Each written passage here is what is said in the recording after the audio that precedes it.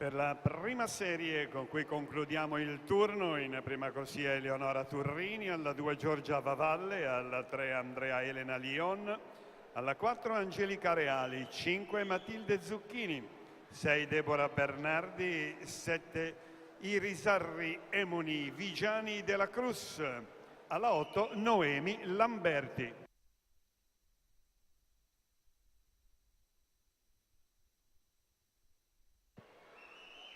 Gaia Manichino Cloromania, 32,44 il tempo dopo la prima frazione di gara.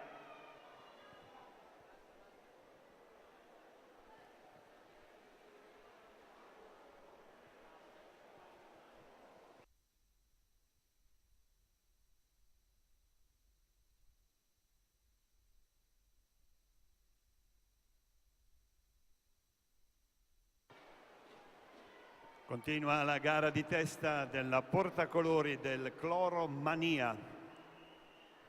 Nella sua scia Federica Rossi alla 5 e Alessia Zanetti alla 4.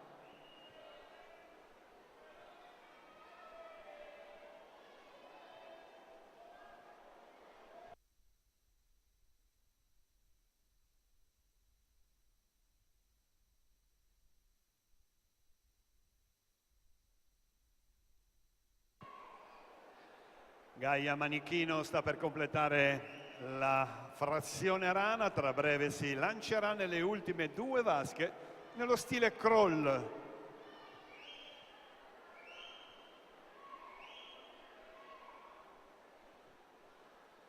Vale la pena ricordare che Rachele Icardi nella precedente serie ha nuotato col tempo di 2:34 e 44.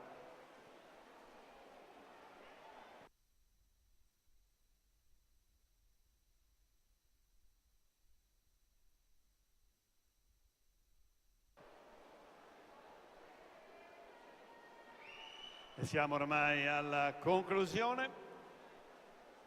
E dunque Gaia Manichino si porta al comando della classifica provvisoria quando manca una serie al termine, ufficioso per lei 2:28,87.